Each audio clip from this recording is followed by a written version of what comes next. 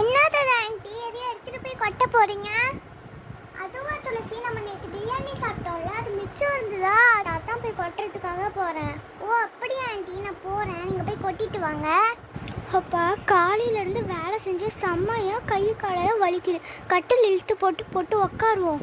சுபா ஏய் ஆமாடா, நாளைக்கு உழைப்பாளர் தினம் வருது, நம்ம எல்லார்கிட்டயும் சொல்லலாம். ஏய் எல்லாரும் ஒரு தாட்டி வெளியே வாங்க. துளசி உன் வீட்லயே உட்காராத, ஒரு தாட்டி வெளியே வா. நிலா எங்க வாங்க. என்னாச்சுமா, ஏமா இப்படி கூப்பிட்டுட்டு இருக்க?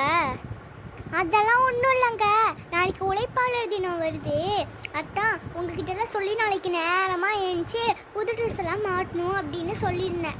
ஓ அப்படியா, அதுக்கு ஏன் புது ட்ரெஸ் மாட்டிக்கிட்டு? நீ வேணா மாட்டு, நான் இந்த ட்ரெஸ்ஸோடையே இருக்கேன். பிள்ளைங்களும் எப்படி இருக்குமோ அவங்க அப்படி இருக்கட்டும். ஓ அப்படியா, சரி. நம்ம காலையில் நாளைக்கு நம்ம வேணால் பொரியும் அந்த வெங்காய பக்கோடா வேணால் நம்ம சாப்பிட்லாமா? ஏம்மா காலையில் பொரி எல்லாம்மா பிரேக்ஃபாஸ்ட்டுக்கு சாப்பிடுவாங்க? பரவாயில்லைங்க, நாளைக்கு ஒரே ஒரு நாள் அப்படி சாப்பிட்டுக்கலாம் உழைப்பாளர் தினத்துக்கு.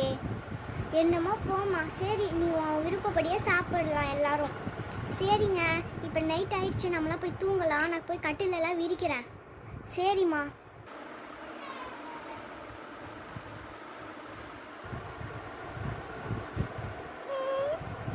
விழுந்துருச்சுட்டுக்குதே. ஐயோ, இன்னைக்கு வேற ஒரு விசேஷம் இருக்குது, நம்ம எழுந்திரிக்கணும் டக்குன்னு. என்ன விசேஷம் மறந்துட்டனே. உழைப்பாளர் தினம், போய் பொரியெல்லாம் ரெடி பண்ணணும். இப்போ இவர் வேற தடத்துலேயே படுத்துட்டு இருக்காரு. நான் போய் சமையலே முடிச்சுட்டு வந்துட்டேன், இன்னும் தூங்கிட்டே இருக்காங்க. என்னங்க எழுந்துறீங்க, இங்கே பாருங்க, எல்லாம் சாப்பிட்றது இல்லையா? போய் குளிச்சுட்டு வரணும்ல, எழுந்துறீங்க எல்லாம்.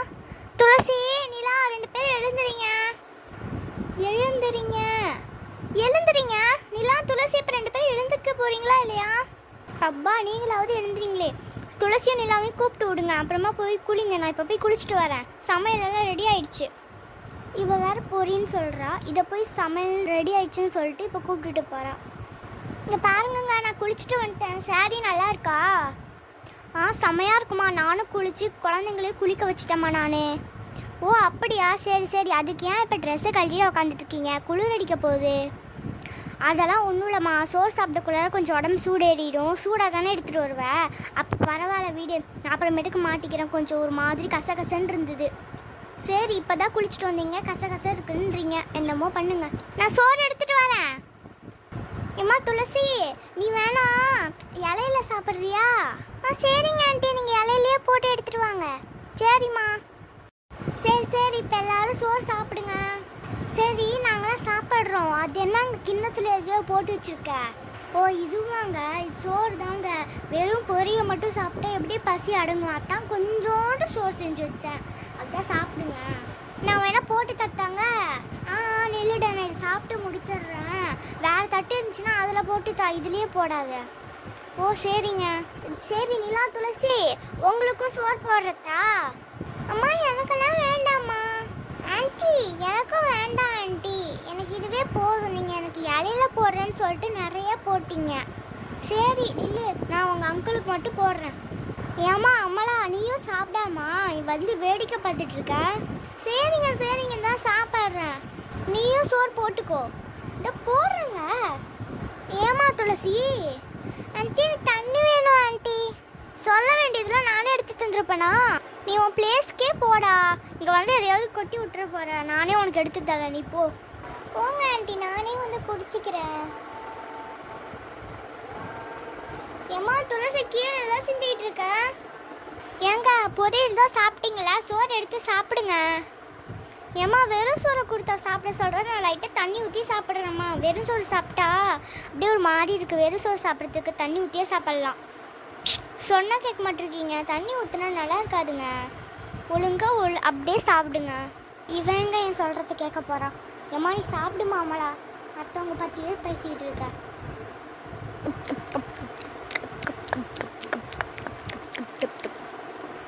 ஆண்டி நான் சாப்பிட்டு முடிச்சிட்டேன் ஆண்டி. பிளேட்டை கொண்டாந்து போய் அங்கே வச்சிருத்தா? ஏம்மா துளசி, நீ அங்கேயே வச்சிரு. கடைசியாக நான் எல்லாத்தையும் போட்டு உடனே எடுத்துகிட்டு போய் கிச்சன் ரூமில் வச்சுக்கிறேன். நீ அங்கேயே வச்சுட்டு போய் ஹேண்ட் வாஷ் பண்ணிட்டு வாடா. சரிங்க ஆண்டி. அங்கிள் பார்த்தீங்களா, உங்களோட ஃபாஸ்ட்டாக சாப்பிட்டேன்.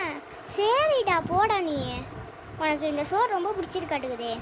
ஏம்மா அம்மாலாம் அங்கே பாரு, சோறு பாதி காலி ஆயிடுச்சு பாரு. இன்னும் அந்த சோறெல்லாம் எடுத்து போடு. வெறும் பொரிய மட்டும் சாப்பிட்டுட்டு இருக்க பாரு. சரிங்க, நான் போட்டு சாப்பிட்டுக்கிறாங்க. எனக்கு இப்போ அவ்வளோக்கு பசிக்கல. அதெல்லாம் கிடையாது, அப்புறம் சோறு தான் வேஸ்ட்டாக போகும். நீ ஒழுங்காக இப்போ தூக்கி எடுத்து போட்டு சாப்பிடு. எங்க என்ன சொல்கிறீங்க? நானாவது பரவாயில்ல, இப்போ தான் சாப்பிட ஆரம்பித்தேன், கொஞ்சம் பொறுமையாக சாப்பிட்றேன்னு சொல்லலாம்.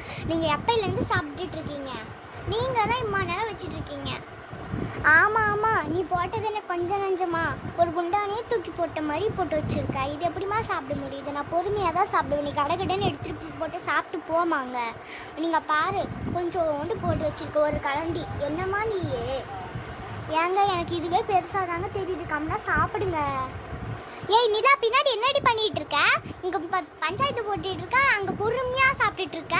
உனக்கு முன்னாடி நிலாக்கு அந்த துளசிக்கு அவ்வளோ போட்டேன்னு தெரியுமா? இலையை நம்பி கீழே விழுவுற தட்டம் போட்டேன். அவள் ஒரு கை சோறும் வாங்கிட்டான். நீ இன்னும் அங்கே என்ன பண்ணிகிட்டு இருக்க? இங்கே நாங்கள் மறு கை போட்டு சோறு போட்டு அங்கே சாப்பிட்டுட்டு இருக்கோம். அங்கே என்ன பண்ணிகிட்டு இருக்க நீங்கள்? ஒரு ரூபா எடுத்து வச்சிருப்பியா? இப்போ டக்குன்னு சாப்பிட்டீங்க வா. நம்ம என்னை இப்போ திட்டுது. அங்கே என்ன மனைவிட்டு இருக்க? டக்குன்னு சாப்பிட்டு வாடி நிலா. இன்னைக்கு வேற ஒரு விசேஷம் வேற இருக்கு.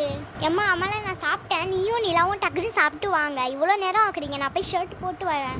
எம்மா நிலா, நீயும் நானும் தாண்டி இருக்கோம், டக்குன்னு சாப்பிடாண்டி. எம்மா கொஞ்சம் வெயிட் தான் பண்ணம்மா. எம்மா காலையில் வந்து வெயில் டக்குன்னு வருது, டக்குன்னு போகுதுலம்மா. ஆமாண்டி, வெளியே உட்காந்துட்டு இருக்கோம்ல, கிளைமேட் சேஞ்ச் எல்லாம் அப்படி தாண்டி தெரியும். டக்குன்னு சாப்பிடாண்டி, கடுப்பேற்றிட்டு இருக்க. இப்போ பாரு, அம்மாவும் சாப்பிட்டேன், நீ மட்டும் தான் இருக்காங்க. பாரு, துளசி பிள்ளையெல்லாம் கீழே இறச்சி வச்சிருக்கா. போய் சுத்தம் தான் ஒன்று நினைப்பேன். ஏம்மா நான் போய் எல்லாமே பண்ணிட்டேம்மா. ஐயே என்ன இந்த நிலா, நான் போவக்குள்ளதான் சாப்பிட ஆரம்பிச்சா இன்னும் சாப்பிட்டுட்டே இருக்கா. என்ன இந்த புள்ள? இந்த பாரு நிலா, நீ டக்குன்னு வராதனால நானே உங்க அப்பா மடியில ஏறி உட்காந்துக்கிட்டேன் பத்தியா? நில்லாடி, உனக்கு இருக்கு இன்னைக்கு. சரி நீ வா. அப்பா இப்பயாவது சாப்பிட்டு முடிச்சேடி நீ.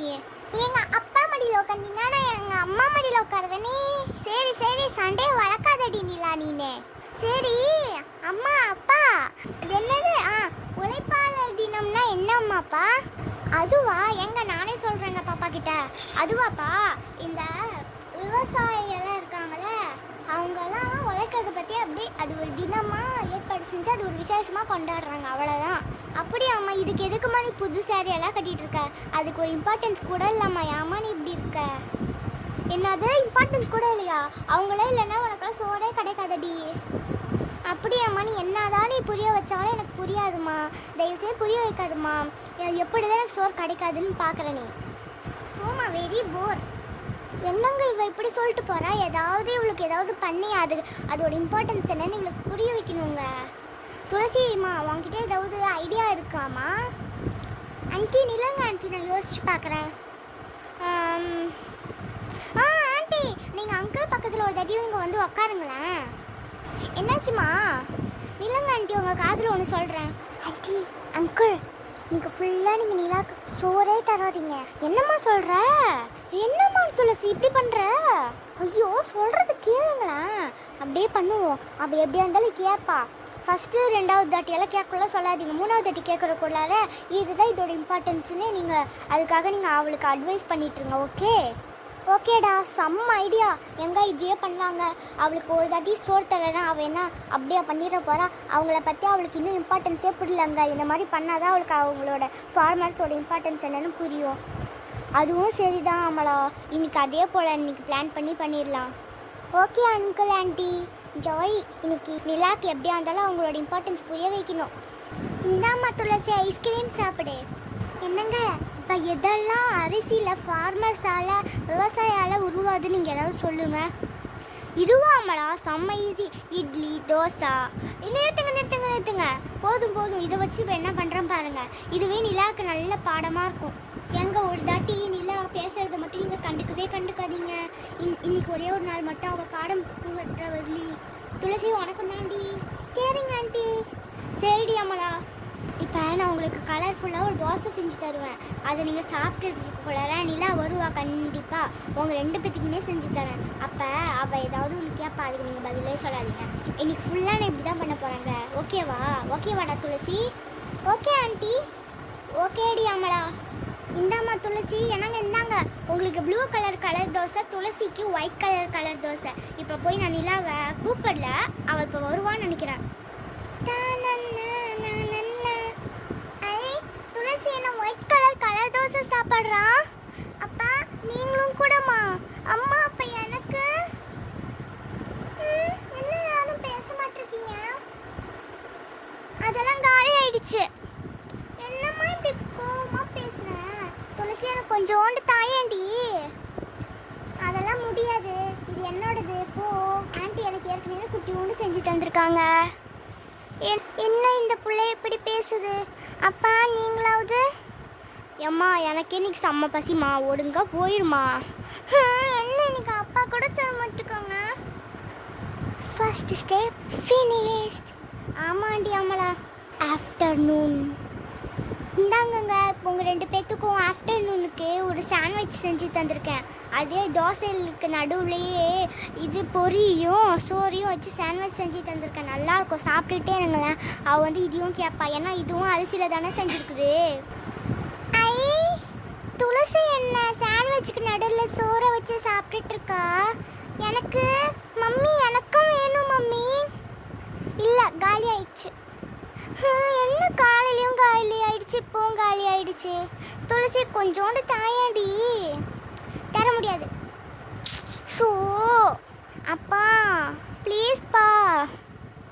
அதெல்லாம் முடியாது நிலா, உனக்கு வேணும்னா உங்கள் மாம் கிட்ட கேட்டுக்கோ, நான் போகிறேன். 2வது ஸ்டெப்பு சக்ஸஸ். ஈவினிங்.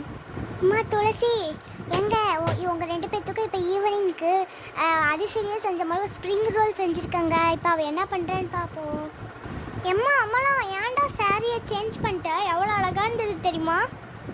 இல்லைங்க, இப்போ தான் ஈவினிங் ஆயிடுச்சுல, 1 டே ஃபுல்லியுமா நான் சேலையே கட்டிகிட்டு இருக்கிறது ரொம்ப உருக்கமாக ஒரு மாதிரி இருந்ததுங்க. அப்படியே ஒரு மாதிரி அழுக்காயிடுச்சு அந்த உருக்கத்துலேயே. அதான் எப்பயும் போல் பேண்ட் ஷர்ட்டும் ஷால்வேவும் போத்திக்கிட்டேன். அப்படியெல்லாம் ஒன்றுமே கிடையாது. இப்போ தான் தூங்க போகிறேன்ல, தூங்க போகிறதுல சாரி கட்டி நான் என்ன பண்ண போகிறேன், நாளைக்கு கூட கட்டித்தரேன். ஐ ஸ்ப்ரிங் ரோல் செஞ்சு தந்துருக்காங்க அம்மா. அம்மா ஸ்ப்ரிங் ரோல் எனக்கு காலி ஆயிடுச்சு. துளசி கொஞ்சோண்டு தாயேன். தர முடியாது. அப்பா நீங்கள்? இல்லைடா என்கிட்ட இல்லை. அங்கே பார் துளசியோட தட்டை கீழே தள்ளி விட்ட. அப்போ நான் திட்டேடுவேன். அம்மா என்னம்மா காலையில் தாம்மா சாப்பிட்டேன், மத்தியானம் கூட ஒன்றுமே சாப்பிடலாமா? இப்படியே சாப்பாடு தராமல் என்னை இப்படி பட்டி போடலான்னு பார்க்குறீங்களா? நாளைக்கெல்லாம் எனக்கு சோறு வந்துடணும் சொல்லிட்டேன். இப்போ புரியுதா? இந்த சோறு வேணும்னா உழைப்பாளரும் வேணும், அவங்கள போய் இம்பார்ட்டன்ஸே இல்லைன்னு சொல்கிறேன். அப்புறம் நான் அப்போ கூட சொன்னேனே சோறு வேணும்னா விவசாயம் வேணும்னு, அப்போ கூட ஒன்றுமே இல்லை, நான் இல்லாமல் கூட நான் வாழ்ந்துப்பேன்னு சொன்னேன். இப்போ புரியுதா கஷ்டம்? அதான் அவங்க ரொம்பவுமே இம்பார்ட்டன்ட்னு சொல்கிறது. ஆமாம்மா சாரி அம்மா, அவங்களோட இம்பார்ட்டன்ஸை நான் புரிஞ்சுக்கிட்டேம்மா. பாய் சுட்டீஸ், இனிய உழைப்பாளர் தினம் நல்வாழ்த்துக்கள். பாய். இந்த வீடியோ பிடிச்சிருந்துச்சுன்னா லைக் பண்ணுங்கள், ஷேர் பண்ணுங்கள், கமெண்ட் பண்ணுங்கள். பாய். மறக்காமல் சப்ஸ்கிரைப் பண்ணுங்கள்.